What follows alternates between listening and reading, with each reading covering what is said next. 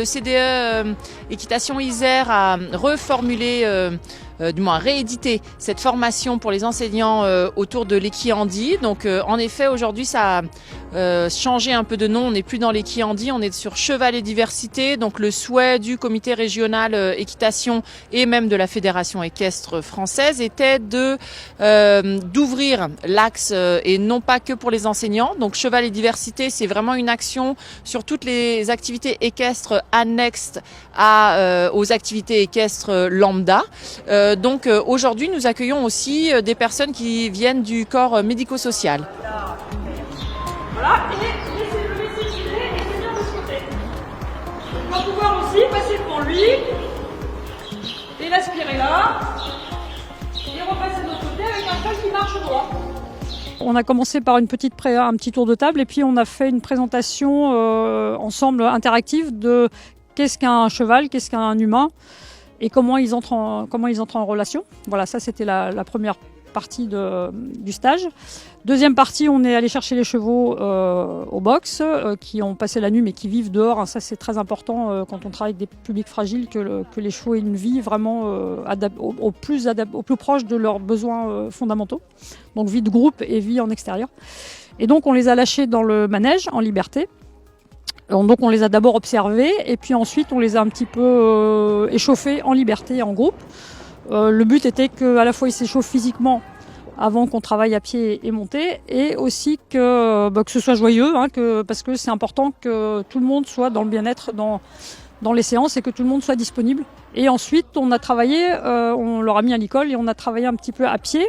Que le but était de voir qu'une personne qui n'est pas forcément équitante, elle peut, donc par exemple un soignant du médico-social ou un éducateur qui n'est pas équitant et qui va accompagner un groupe en activité, il peut très bien gérer un cheval très facilement, un cheval éduqué, parce que dès qu'il va marcher, le cheval va marcher, il va s'arrêter. Et ce qui compte essentiellement, c'est que lui soit relâché, détendu, qu'il se mette au rythme du cheval et que les deux ensemble marchent corps à corps en fait. Et ensuite, donc, le but était d'apprendre à accompagner. Donc, quand on accompagne une personne en situation de fragilité, ou un tout petit enfant aussi, les baby poneys, ou une personne, par exemple, qui commence le cheval tardivement et qui physiquement a très peur de tomber, on peut très bien l'accompagner de cette façon, c'est-à-dire se mettre à côté du cheval. Et donc, je vois sa silhouette, là, je suis là, mais je vois sa silhouette. Ça, c'est super important pour la sécurité. Quand vous voulez vraiment sécuriser, c'est ça. Mais ça, c'est génial parce que du coup, on a une formation continue, on reste pas stagné sur nos acquis et puis on voit d'autres choses, d'autres personnes qui ont une autre façon de voir, d'autres centres équestres. Enfin, moi, j'étais jamais venue ici et c'est plutôt sympa. Tout ce qui est handicap, en fait, peut servir pour plein de choses. Et le fait de réfléchir au handicap de chacun va permettre d'adapter une structure équestre aussi pour tout le monde en fait, parce que quelqu'un en fauteuil, on va s'arranger pour que ce soit plutôt roulant. Du coup, ça va permettre aux poussettes de rouler, ça va permettre aux personnes âgées qui accompagnent leurs petits-enfants qui sont malmarchants, par exemple, de circuler plus facilement. On va mettre en place un système pour les gens qui ne savent pas lire, on peut mettre un système de pictogrammes ou de couleurs, des codes qui vont servir aux tout petits aussi.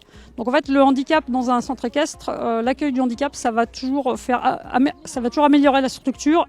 Alors oui, j'accueille des personnes en situation de handicap, principalement mentale, que mentale. Je fais pas de physique, mais c'est des personnes, c'est afin de continuer un petit peu ce que les anciens propriétaires ont fait. Moi, j'ai racheté il y a 4 ans. C'est un centre équestre de cœur, c'est un centre équestre que j'ai connu. C'est eux qui m'ont tout appris et qui m'a permis d'évoluer dans ce métier-là. Et j'essaye d'être le plus polyvalent possible afin d'essayer de donner de la joie à tout le monde, et des personnes comme ça mérite aussi d'avoir énormément de passion, et tous les cavaliers que j'ai, c'est tous des cavaliers qui étaient là depuis des années, et de les voir chaque semaine en cours tous les vendredis soirs sur mon groupe Sport Adapté, de pouvoir les emmener en compétition, de pouvoir les emmener en stage, de les emmener au championnat de France comme chaque année quand ils ont lieu. C'est toujours un bonheur de les voir heureux et souriants comme ils le sont à chaque fois.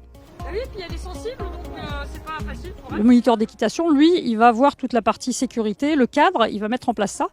Et après, c'est ça qui va être important, c'est vraiment la mise en place de l'objectif et quels moyens on va utiliser pour le faire.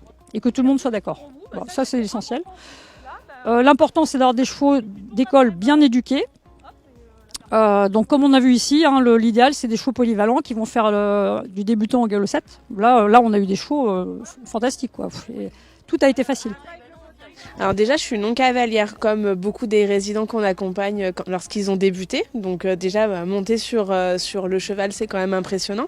Et puis j'ai découvert aussi toute la notion de sensation, cette hauteur, comment je m'équilibre, qu'est-ce que je vais mobiliser en moi, quels muscles, qu'est-ce que ça me fait émotionnellement, comment je prends sur moi. Et la notion de confiance aussi avec les personnes qui nous accompagnent. Nous, on travaille avec des gens qui sont très vulnérables tant dans leur posture physique que dans leur capacité à entrer en relation. Donc déjà, le cheval... je trouve comme beaucoup d'animaux n'a pas le verbal. Et du coup, on est dans quelque chose de plus brut. Et comme les résidents qu'on accompagne, et du coup, il y a moins de barrières et il n'y a pas de filtre. Et du coup, dans le relationnel, il y a vraiment quelque chose qui se joue de très sensoriel, qui est intéressant. Et après, sur l'activité de l'équitation, là, on va plus travailler la posture, la confiance en soi, comment j'ai une notion de mon corps, comment je me ressens. Et puis ça vient forcément faire un renvoi sur l'émotionnel aussi. La volonté du CDE, c'est vraiment de promouvoir encore une fois ces activités équestres adaptées. Alors activités équestres ou activités annexes, on pourrait parler de médiation avec équidé, on pourrait parler d'équithérapie, on pourrait parler d'équicoaching, toutes ces activités qui font partie du monde équestre, qui sont en plein développement.